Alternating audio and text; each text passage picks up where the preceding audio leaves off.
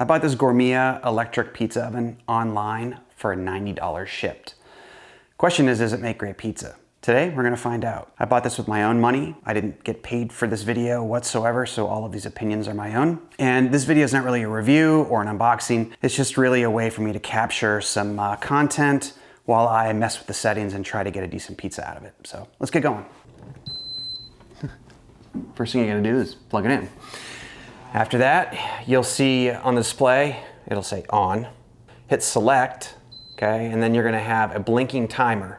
Don't set anything, and then you just manage the bake time yourself. If you can set a specific time if you want, but I don't think that's necessary. So when this is blinking, if you don't want to set anything, just hit select again. And then the upper temp, let's just crank this puppy way up. I'm gonna go all the way as high as it can go, I think like 800 degrees. Yeah, 800. Hit select again, and now you can set your lower temp. Let's go 625. Start there. All right, when that stops blinking, now you can hit start. The oven will preheat to those, I'm assuming the oven's gonna preheat to those temperatures. Okay, preheat here takes about 15 to 20 minutes. You can hear the fan going. I'd say that the noise level is about the same as an air fryer or any sort of convection oven. You might have seen or noticed this piece of wood underneath the oven. It's just a precaution. I've never temped out how hot it gets underneath. I know the sides get pretty warm, enough that if you put your hand on there for a few seconds, it's gonna be pretty uncomfortable. Maybe I'll tempt this out at some point during the video and we'll get an idea of maybe how hot your counters can get. But again, just a precaution. I don't wanna ruin these countertops. Not a cheap fix. This thing just beeped at me a couple minutes ago. Let's temp out the stone. All right, this is showing about 750 degrees Fahrenheit, 740, somewhere in there. So hotter than what I set it to, but I think it's because I have the upper temperature set higher. It's having an effect on the lower temp. Just something to take note of. All right, here we go. It's about an 11-inch pizza or so. All right, let's check the bottom crust. Actually, not so bad. It looks pretty good. Rotate.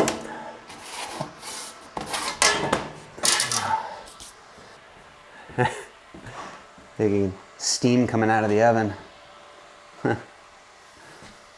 All right, we're over 2 minutes on this thing, and I can tell you right now that the cheese is done, but the crust, the outer crust, isn't quite browned yet. Not sure how much I like that. The bottom crust looks great. I'll just let it go a little longer. All right. Bottom looks good. There you go. How does that look to you guys? Not bad for a $90 oven, I gotta say. All right, take a look at that. Let's look at the underskirt. You see that? It's a little dark, but evenly cooked. Nice. Oh, losing my cheese here. Let's cut into it. You can still hear the fan running.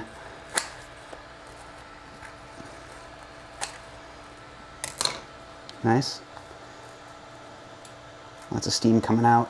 The crust itself is, you know, pretty firm on the outside, but nice and pillowy on the inside, but cooked through nicely. All right, let's, oh,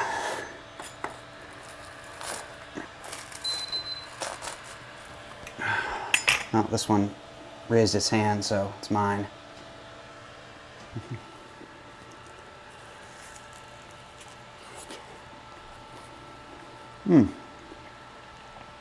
Pretty tasty, but I think my home oven with a baking steel could get similar results. An outdoor gas or wood-fired oven would definitely get you even closer to a real Neapolitan-style pizza. I have a few more dough balls, so now I'm going to adjust the temp settings on this Gourmia pizza oven that more closely match how a New York-style pizza is prepared, and we'll check out the results.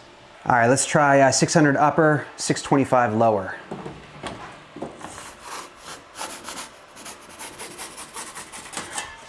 We just barely fit. All right, check the bottom real quick.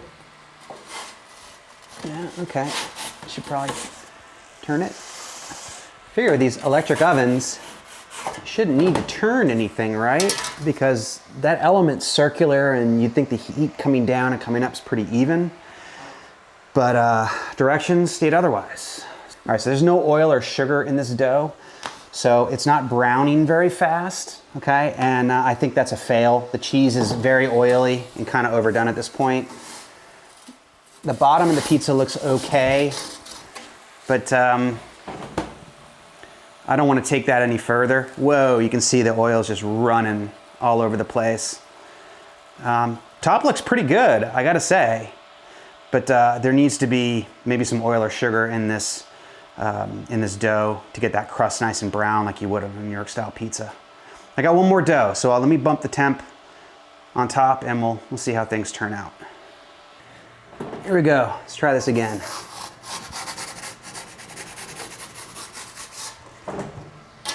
I went 675 upper temp, 650 lower temp. Let's see what that does. Of course, I get a bubble right off the bat here. You can see it's rising nicely in there. Hopefully that's in focus. But does the upper crust brown? That's what I want to know.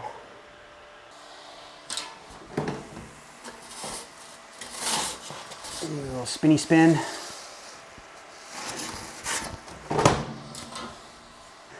All right, let's check this out. All right, Neapolitan pizza dough made in the style of New York. Let's take a look at the bottom crust here. Oh yeah, I started a timer after I pulled that last pizza just to check recovery time in between bakes. So we'll see how that goes. There you go. You can see that. Now I will cut a slice.